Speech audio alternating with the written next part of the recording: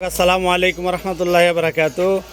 দেশ এবং প্রবাসের ভাই ও বন্ধুরা, আপনাদের সবাইকে জানাই আন্তরিক মোবারকবাদ। আজকে এখানের মধ্যে হাজার হাজার লক্ষ লক্ষ ভক্তবিন্দুরা দেশের বিভিন্ন প্রান্ত থেকে গরু, ছাগল, হাঁস, মুরগি, কবুতর, কুত্তা সব লয়ে এসে, এই যে কুত্তাও আছে এখানের মধ্যে, এই যে দেখেন। এই কমিশনার সাহেব, আজকে এখানে আসলে আয়োজনটা কিসের একটু বলেন তো। আপনি ওখানে যান ভাই, আপনি ওখানে যান। আপনি কোত্থেকে আসছেন, কে কোত্থেকে আসছেন? ইনি এসেছেন দরবারে চালা দিয়াতে। তিনি একটা মহিষ নিয়ে এসেছেন সেই লক্ষ্মীপুর থেকে। তিনি এসেছেন একটা ছাগল নিয়ে মাদারীপুর থেকে। তিনি একটা গরু নিয়ে এসেছেন সেই ঢাকা থেকে। তিনি একটা মহিষ নিয়ে এসেছেন রাঙ্গুনি থেকে। আর উনি একটা জন্য একটা ভেড়া এনেছেন চট্টগ্রাম থেকে। আজকে দরবারের উরুস চলতেছে। কোন দরবার? আপনাদের দরবারের নাম কি? দরবারে চালা দিয়াতে আজকে উরুস চলতেছে। এটা নাকি ভক্তবিন্দু এসেছে। এটা নাকি বন্ডর দরবার? না, কেউ যদি এটা বলতে পারে দরবারে চালা দিয়া বন্ধ, তাহলে আমি দেশে থাকবো না, আমি দেশ থেকে চলে যাব। এটা হচ্ছে এমন একটা দরবার যে দরবার আসলে আপনি পীরের কাছে যালে পীর আপনাকে পাশে বসাবে, এমনকি পীরের চা আপনাকে খেতে দিবে। তিনি এমন একজন পীর যার সম্পর্কে আমি কি বলবো। এই পীরের চামড়া দিয়ে আপনারা জুতা বানাই দিব। কিন্তু পীরের আজকে উরুস চলতেছে, দেখেন হাজারো গাড়ি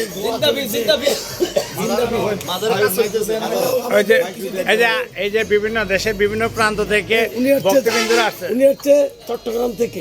উনি ওই যে গাড়ি আপনার না স্যার? আপনার গাড়ি আমরা এই গাড়িতে করে 13 জন আসছি। 13 জন, মাশাআল্লাহ। আপনারা এখানে আসার সময় কি কি নিয়ে আসছেন? আপনারা আজকে আমরা তো আসছি শুধু গাড়ি নিয়ে। আমরা আগে মহিষ পোষাই দিছি দরবারে। হ্যাঁ, এটা করে মহিষ নিয়েছেন। ওই যে আরেকজন দরবারে আগুন লাগছে, পানি দিতেছে। জি বলেন। এটা একটা হক দরবার। এখানে প্রত্যেক বছর আমরা এরকম ওরসে আসি। হ্যাঁ, এই যে দেখেন সবাই আসে। খাওয়া 24 আওয়ার্স এখানে খানা চলে, কোনো খাওয়া খালি পেটে যায় না।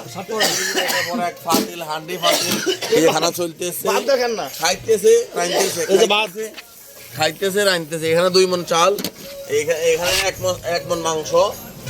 24 আওয়ার্স খাওয়া রানতেছে, খাইতেছে। মানে আসলে শুধু খায় তা না, এটা কিন্তু শরীয়ত, মারফত, তরিকত সব শিক্ষা এখান থেকে অর্জন করতে পারে।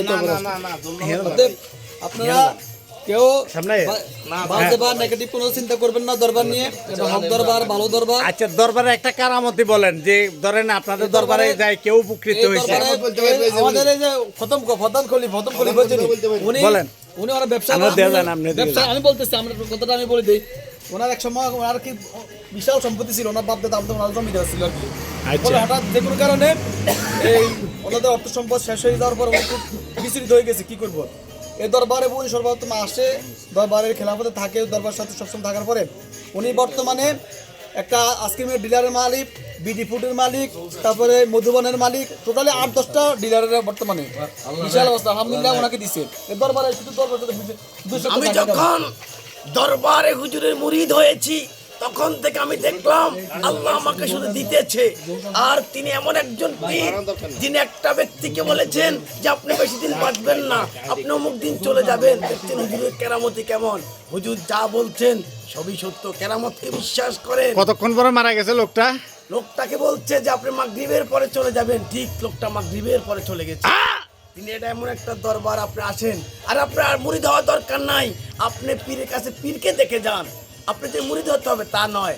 আমাদের দরবারে কোনো সেজদা চলে না, বেআইনি কোনো কাজ চলে না, গাঁজা চলে না, মদের আড্ডা চলে না। এটা এমন একটা দরবার যেখানে 5 ওয়াক্ত নামাজ পড়বেন, কোরআন পড়বেন, হাদিস পড়বেন, দেশ সম্পর্কে বলবেন। এবং দরবারে আধা কিলোর ভিতরে কোনো চিকেট, বিড়ি, গাঁজা, পিন্টুডের কিছুই চলে না। এই দরবার না, সব শুধু ভক্তদেরকে নসিহতমূলক কথাবার্তা বলেন। বাবা তুমিও খবর আজাব থেকে বাঁচো, আমরাও বাঁচবো। ও বাবা নৌকা ছেড়ে দিছি, জাহাজ চলে যাচ্ছে জান্নাতের দিকে, এভাবে বলেন না কেন? কথা বুঝছেন?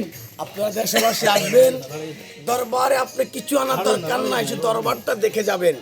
এই দরবার খুব একটা ভালো দরবার। ইনশাল্লাহ আমি আমার ছেলে, সন্তান, বন্ধু বান্ধব, আত্মীয় স্বজন, পাড়া প্রতিবেশী সবাইকে দরবার মুখী করবো।